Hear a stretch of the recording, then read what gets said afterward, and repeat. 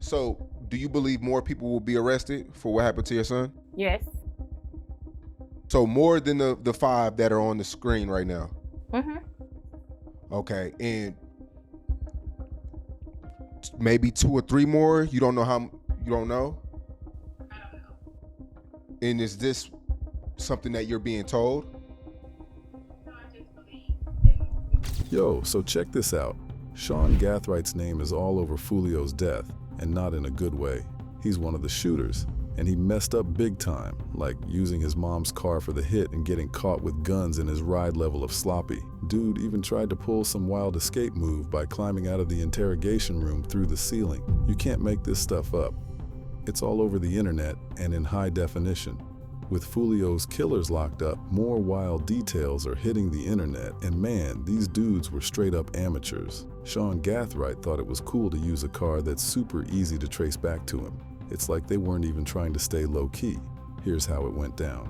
Isaiah Chance, Alicia Andrews, Sean Gathright, Davin Murphy, and Rashad Murphy rolled from Jacksonville to Tampa in two cars, a silver Chevy Cruze and a black Chevy Impala.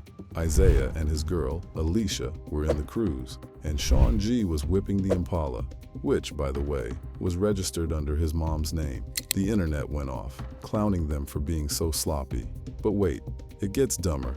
They forgot Tampa is full of surveillance cameras, and they got caught on 4K multiple times, including when they took out Foolio. So they pulled up in Tampa, tracking Foolio after he announced his spots on Instagram. Chance and Andrews tailed him in the silver Cruze to Teaser's Gentlemen's Club and Truth 18 nightclub, and the cameras caught everything.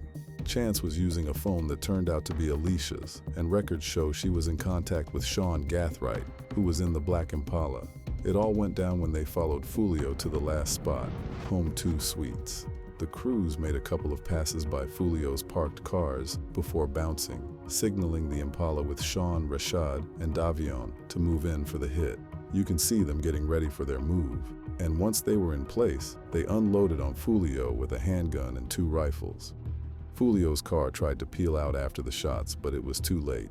Did Sean Gathright snitch on his crew? So on June 26th, Jacksonville Sheriff's deputies spotted a gold Toyota 4Runner speeding through the streets with windows so dark you couldn't see who was inside. When the unmarked sheriff's car hit the patrol lights, the driver pulled over, and that's when things got real. Let me see your hands! The driver, none other than 18-year-old Sean Gathright.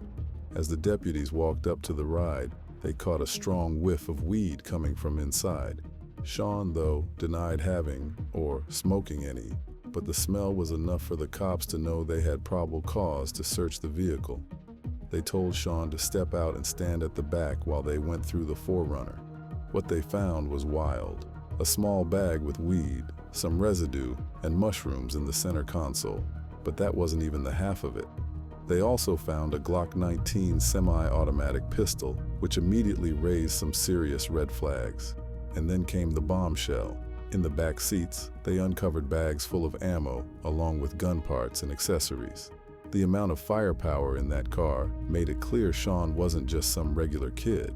The deputies knew they had stumbled onto something big. Sean was arrested on the spot and taken in for questioning at the Crime Gun and Intelligence Center. The cops were hoping this bust would crack the case wide open.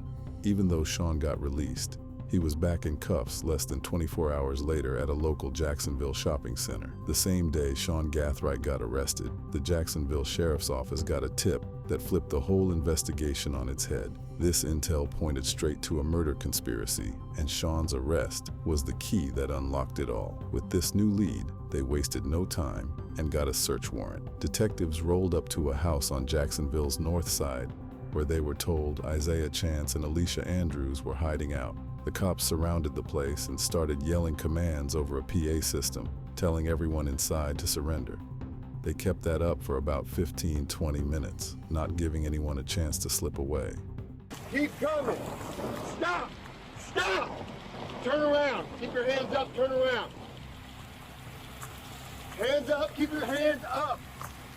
Hands up, don't reach for your waist. Do not reach for your waist. Look at me, back up for me. Back up, back up, back up, back up. All right, go to your knees. your hands behind your back. Stay there. Stay there. Don't move. Keep walking, keep walking, keep walking. Keep walking.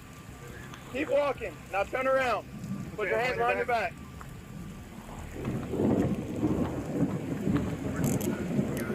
Is there anybody else inside?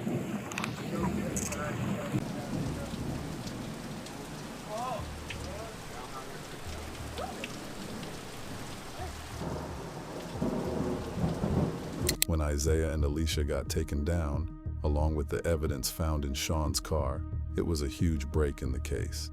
Now, with 3 suspects in custody, the pieces were finally starting to fall into place.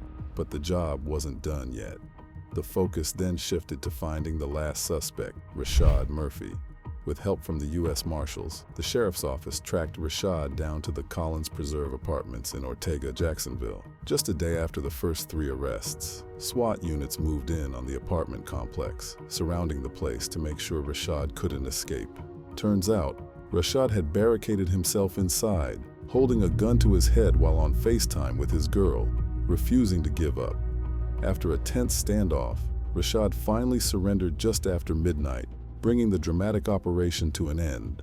But the drama didn't stop there. While in custody, Sean tried to pull off a wild escape move that's straight up hilarious.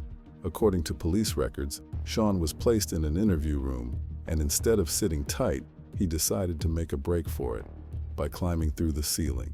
Yep, you heard that right.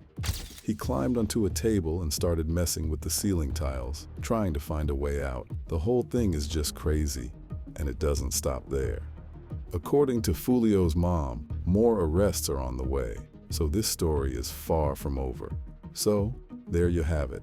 The wild story of Sean Gathright and his crew, from sloppy mistakes to daring stunts, from using his mom's car in a hit, getting caught on 4K, to almost escaping through a ceiling. These guys made one bad move after another. The cops pieced it all together with surveillance footage, arrests, and some serious detective work. And while Sean's arrest cracked the case wide open, leading to more busts, the drama isn't over yet. Foolio's mom says more arrests are coming, so stay tuned. This saga is far from finished.